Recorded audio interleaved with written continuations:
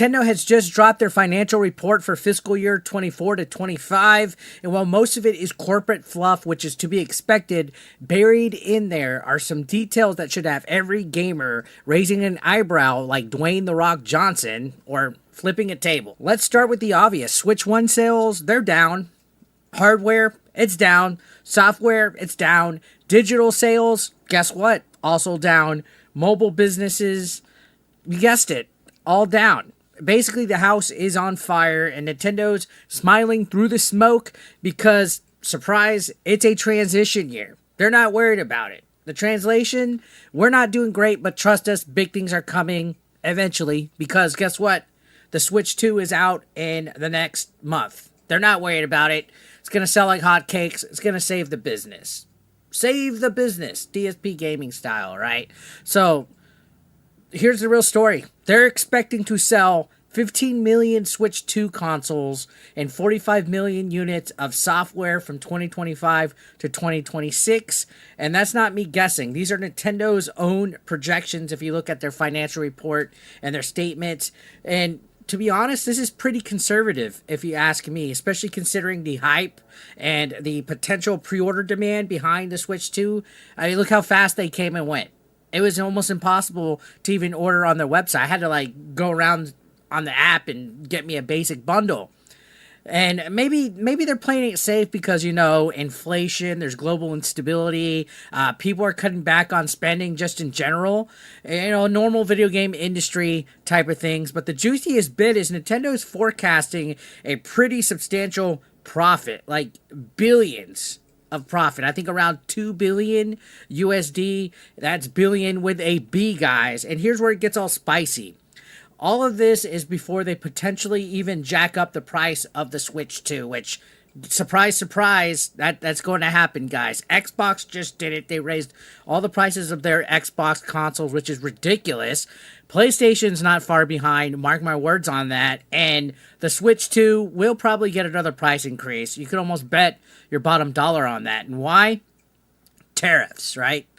And Nintendo's president, Furukawa, straight up said that if tariffs shift, then so will the prices. And in his words, it was something along the lines of, if assumptions regarding tariffs change significantly, we would like to consider what price adjustments we would make. So basically, today's price is not tomorrow's price, like RGT85 said in his video talking about the same topic today.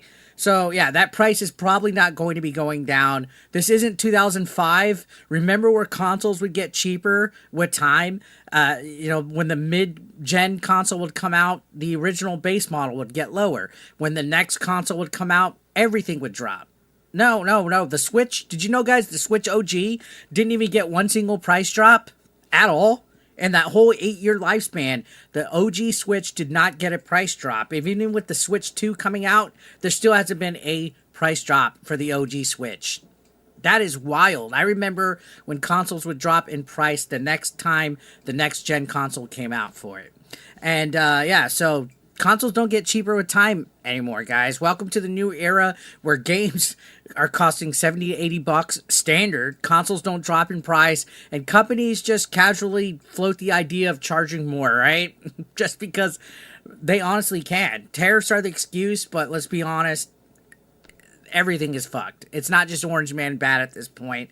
And let's not forget, Nintendo is not even taking a loss on these consoles. Unlike Sony and Microsoft, who often sell hardware at a loss and make it back on game sales, Nintendo still tries to squeeze a profit right out of the gate. Investors want their money, guys. Shareholders want their dividends. And guess who's footing the bill? Us Nintendo fanboys that are willing to go and spend whatever price for Mario Kart World just so we can play it on day one. And it's something that they got us in, right? Yeah, sure, I had my criticisms about it. You're allowed to have your criticisms about it, but then we got to tuck our tail between our legs and go get our Nintendo Switch pre-order because we just got to have it day one, right? I just got to stream Mario Kart World with you guys day one. And it's the same cycle. There's cut content, raise prices, slap a new logo on it, pray the fans will show up, and they will, because what choice do you have, right? They got us in our nostalgia by the throat. Oh, we grew up playing Mario Kart. There's a brand new one now. We have to check it out. Oh, a 3D Donkey Kong Bonanza game.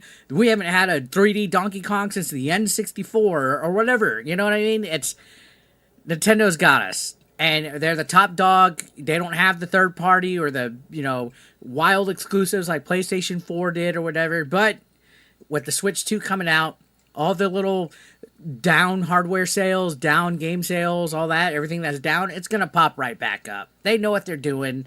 That's why they've been around the longest out of all the companies. They're not going anywhere. They're safe. And they know how to make shareholders happy. So at some point, the real question becomes this to us gamers with our wallets: how high of a price is too high, right? What's our cutoff price for the Switch 2? I think Switch 2 right now where it's at, that's getting pretty close. If it goes above 500 for me, I'm done. But for you, is the current price at $449.99 for just the base model too much? Is 500 too much? Is it more? Are we really going to let investors dictate the future of gaming? Because they're already doing it. Are we going to let them do it more? All the companies around, they live and die by the investors. Even Ubisoft, for as much as they've been ticking off investors there, imagine being an investor of Ubisoft. Holy smokes. It's frustrating to see what's happening. And gaming seems to be suffering a lot. As far as entertainment goes, gaming seems like it's suffering the most out of everything being impacted. And that's because countries in Asia are being affected by the tariffs, and unfortunately we have to take it. Unfortunately we have to take it. It's still manageable. I think there's a light at the end of the tunnel. I think things will die down. It's just this is the latest fear-mongering that we're seeing. Every once in a while we see something pop up that gives us concern for the gaming industry, and right now it's tariffs. And I don't know, maybe World War III if that happens too, with what's going on. But not to get political about it, we're a month away. Switch is looking to sell 15 million in this first year. I think they're going to get it done because the Switch OG sold 151 million. So these are some bold yet conservative at the same time. I think they're downplaying it because they're going to raise the price, guys. If they raise the price, those projections could possibly go even higher with their profit margin. But again, like I said, let me know your comments.